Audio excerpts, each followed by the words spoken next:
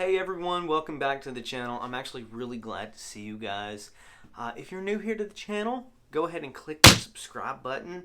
If you enjoy the video, give it a thumbs up. But you know what? Today's video is going to be a little bit different, so bear with me, okay? Just bear with me. I haven't uploaded a whole lot, and for good reason. We'll get into that here in a second. But I tried to make this video like 3 or 4 times, and I end up just rambling. So I'm going to try to do it again, and just bear with me, like I said, and forgive me because a lot of my videos I don't even script. It's just off the dome, you know. I go on about it. But so today's video, we're going to be talking about babies. We're going to be talking about kids. We're going to be talking about children. So if that's something that you're not really into, then go ahead and skip the video. I got all kinds of cool content on this channel. Go find it. Go watch it. Go binge. So it won't hurt my feelings if this isn't your cup of tea, right? So go ahead. See ya. But if babies and kids and that stuff is something that you like, then listen up, okay? Me and my wife just had our second baby. He was born on July 20th. And it was crazy, right? And the reason I say that was because if hopefully I'll link the videos down below from the first birth. So maybe you can draw some different differences from each birth that I'm describing here. But the first birth that we had on my oldest son was horrific for many different reasons. It was terrible. Norton, downtown Louisville, is awful. I hate that place. I had the worst experience there, from the staff, from the building. You know, the postpartum room was a freaking shoebox. So it was terrible. The experience was terrible. The doctor was terrible. Everything was terrible, other than when I got to see my beautiful son's face. Another reason that I'm not a big fan of Norton, downtown Louisville, is because the anesthesiologist there, they tried to do, she was very, very annoying and super cocky, but just was not that great at her job. You know, and I'm not just saying that to be mean. It just was, she put off these vibes that were not very confident, and it was kind of a little concerning. My wife had 2 epidurals on her first birth, and both of them failed. You know, I'm not really sure. And those types of things happen, especially when you have people that have like back problems or other underlying health issues. Sometimes epidurals just don't work. But you know, the first time that they put in the epidural on her, her heart rate dropped, her blood pressure dropped, and you know, she said she was cold, and then she was gone, right? Just completely unresponsive. They had the whole team come in and get her stable. It was extremely scary, you know, and that's not a risk that you know, that's a risk that you're gonna take whenever you get an epidural too. So it's not just her, you know, it wasn't just the anesthesiologist. It was just, you know, that particular instance it happened. So but yeah, that was another reason why I was not a big fan. But then after they got her steady, the epidural did work for maybe an hour, and then it just quit. And then you know, she was in a lot of pain that pregnancy, so she wanted to try another epidural just to see if maybe that would work, and it did not. It lasted maybe not even 30 minutes, and it just quit working. She told me that she felt everything, all the contractions which she was getting constantly from being induced with like the Cervidil and stuff, and the what do they call it, Pitocin. She had the Pitocin going too, and it was just whooping her ass. She didn't catch a break. It was rough. It was rough. And like I said, the doctor was he was a tool, and very, very just. I don't know how you say it. He was an ass, basically. Now I know that doctors have a lot of stuff to do, especially when they deliver babies and stuff. I know they're busy. However, there was no explanation on what they were doing. It was just rush, rush, rush. Get done, get these bastards out of here, and then give me some more patients. That's how I saw it. Especially when you have a couple who is having their first child here and they know nothing. And then that couple expresses their concerns and there's no communication.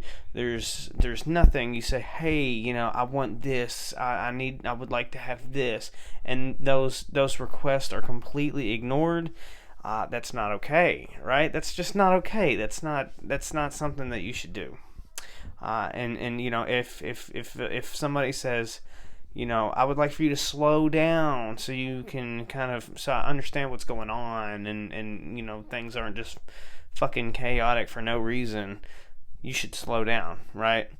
Unless there is some type of medical issue that is urgent, right? That's going to require the quick care that I was seeing. Then that's a different story. But at that time, right, my son did have sugar issues, but they didn't know that at that time. It was, you know what I'm saying? It was just kind of like a, okay, delivery, cut the cord. All right, get out, blah, blah, blah, blah, blah. This, going back and forth. All right, give him a bath and just get out the door. And then it's like, holy shit, what the fuck just happened? That sucked, man. That was a very shitty feeling. I felt very rushed, and I had a lot of opportunities. Me and my wife missed out on because we were basically just forced to hurry the hell up and get done. So that sucks. Everything else just sucked, except for the one NICU nurse who was an absolute lifesaver. She was fantastic. Her name was Lindsay, but beautiful soul. Now, this second birth here, right? Our hopes were already kind of in the lower portions, just based off of what we experienced the first time around. Now, fortunately, though, we didn't have near as much trouble. But I will talk about the experience anyway. During this pregnancy, my wife did fantastic, right? Very few complications. Everything was in check. Her blood pressure, all the levels, and all that good stuff. So she did a whole lot better this time around. The baby didn't try to kill her like the last time. So, everything looked good constantly. Every time we went to the doctor, it was good news all the way around, and I honestly couldn't have asked for anything more. Now, so under all these circumstances, the doctors basically told us that, we're looking at like 39 weeks. 39 weeks, they're not going to let us go past 39 weeks. Just look forward to 39 weeks. And that was very reassuring, right? It was great, because they're telling us that basically everything they're seeing right now, there is absolutely no reason that you can't make it to 39 weeks. So, that's basically where our mindset is. We're set on 39 weeks.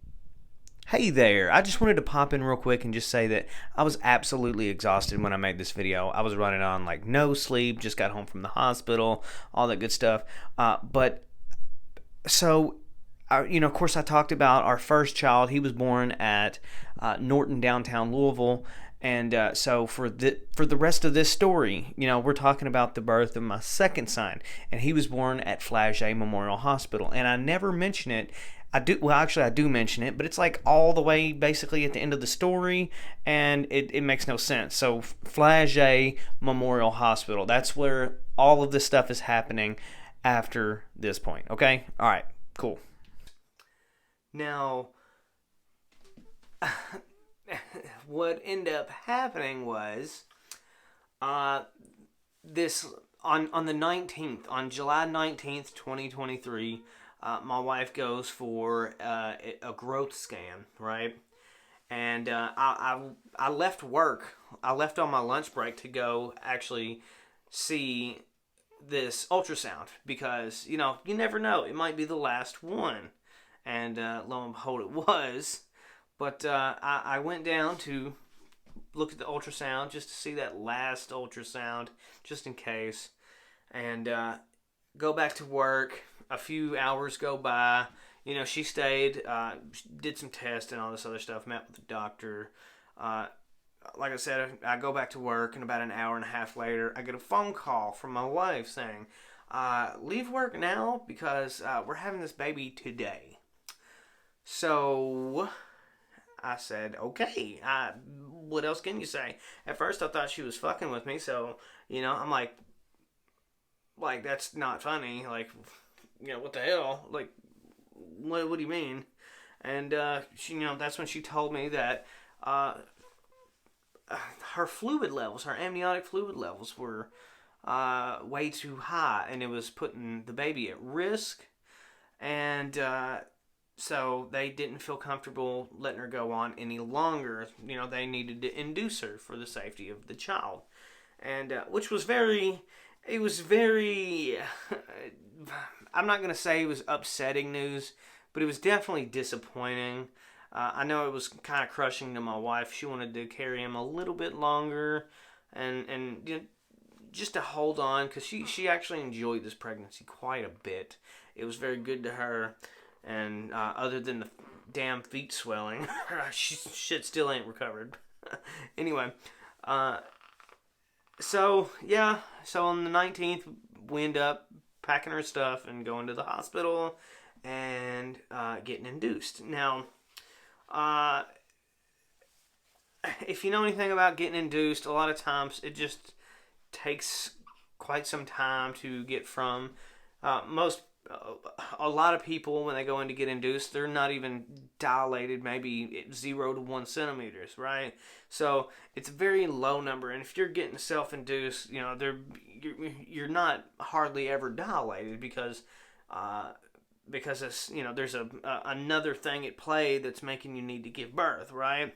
So actually my wife was 2 centimeters whenever she was induced, and she went from a 2 to an 8 like nothing. But a little after that, it took up into the next day to actually deliver. So from the 19th to the 20th, she was about to give birth at, like 4:30ish. She was almost ready, and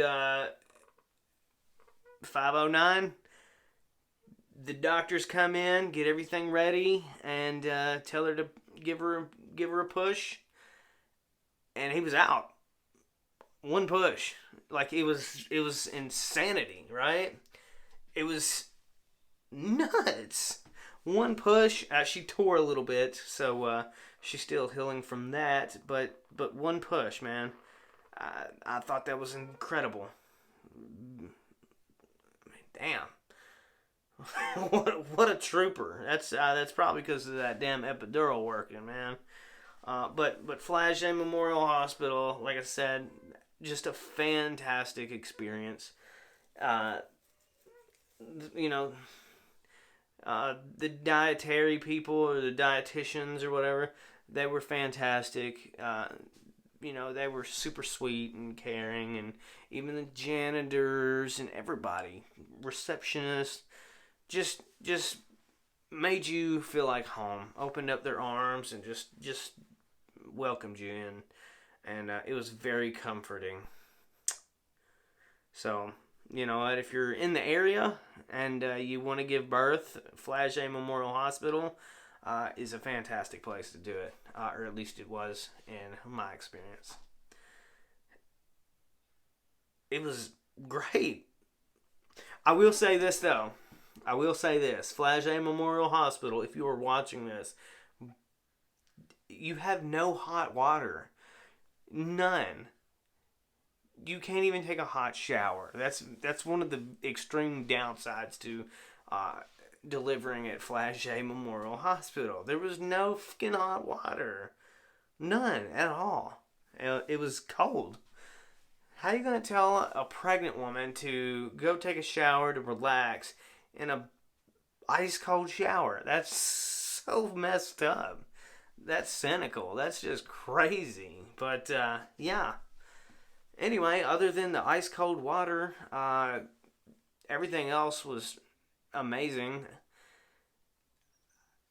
If I had a third child, which I highly doubt I will be delivering at Flagey unless we have other plans, like another NICU baby. Anyway, I got all kinds of cool content coming up in the very near future. Sorry for rambling in your ear, but I just had to share my experience, and content might be pushed back a little bit. So thank you for understanding, and yeah, I'm still working on things. I still got videos in the shoot that I've been editing whenever I get 1 or 2 minutes.